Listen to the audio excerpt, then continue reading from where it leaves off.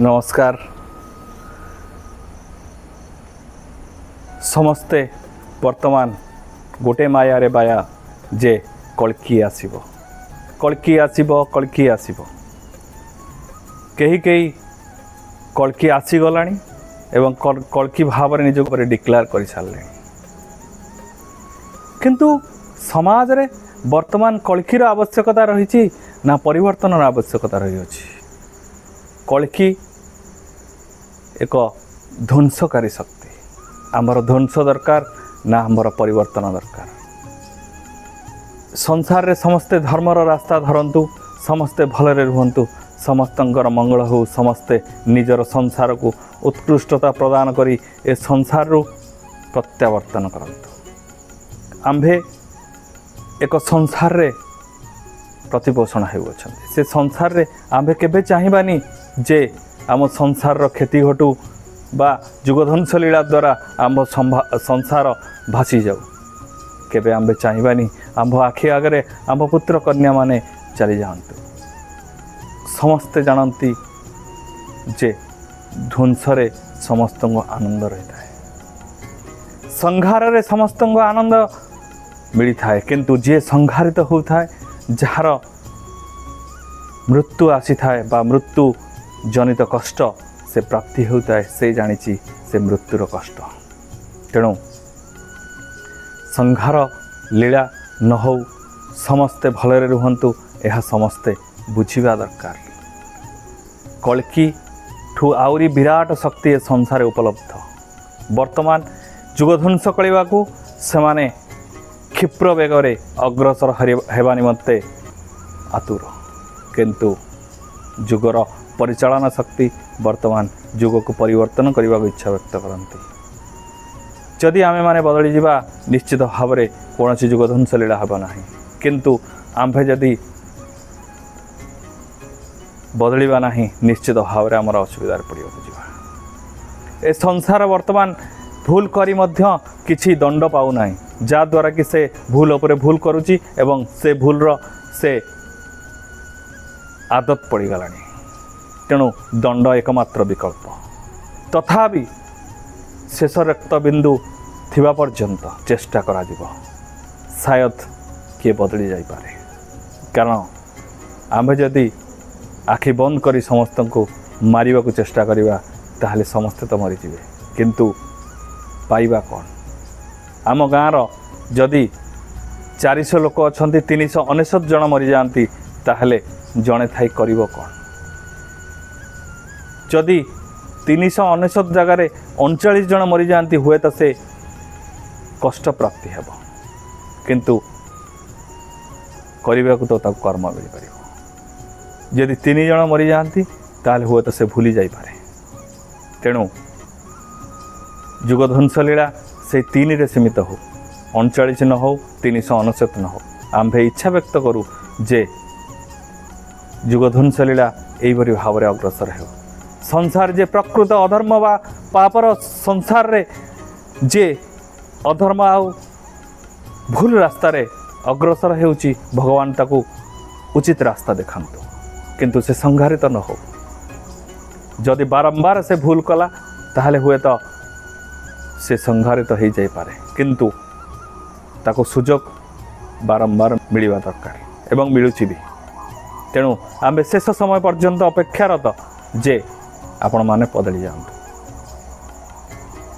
ए संसार रे जदि भूल करा जाए तार क्षमा निश्चित भाव रही कारण भगवान कहारी की मृत्युदंड देवाक इच्छा व्यक्त करती ना भगवान कहारी की संहार करने को चाहती ना किंतु आम्भे आमर कर्म द्वारा निजे निजर संहार को डाकी आनती तेणु भगवान कहते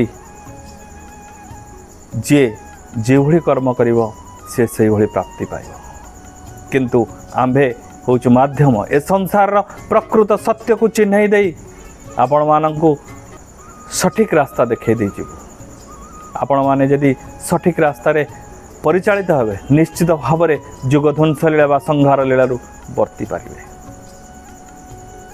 करने को कौन पड़ो बहुत सरल कथा निजको सत्यर रास्तार चलैवा पड़ो। सत्यर रास्ता माने नुहे जे सब बेले सत्य कहे, किंतु यथा संभव सत्य कहे, यथा संभव सत्य रे, यथा संभव धर्म रे रहिबे। जदि सेमिति कोनोसी अधर्म हो गला से निमित्त पश्चाताप करी अधर्म को आउ न करिबा निमित्त भगवान को शरण नेबे। ए संसार सनातन धर्म उपरे जदि कहीं अंगुली निर्देश करे बा ता उपरे जदि कोनोसी विपद माड़ी आसे ताहले निश्चित रक्षा करिबा निमित्ते सनातनी बा सनातन को सृष्टि करिथिबा ए संसार रो दिव्य मानव माने निश्चित भाव में ए संसार को लेबे। तेणु से निमित्त आपण बेफिकर रुहतु। सनातन ए संसार एकमात्र एवं सर्वश्रेष्ठ धर्म। तेणु ए धर्म निश्चित भाव में बंचिकी रहिबो। तेणु से निमित्त कौन चिंता करिवार आवश्यकता नहीं, केवल चिंता करिवार आवश्यकता रही निजको बंचाइबा पाई। कारण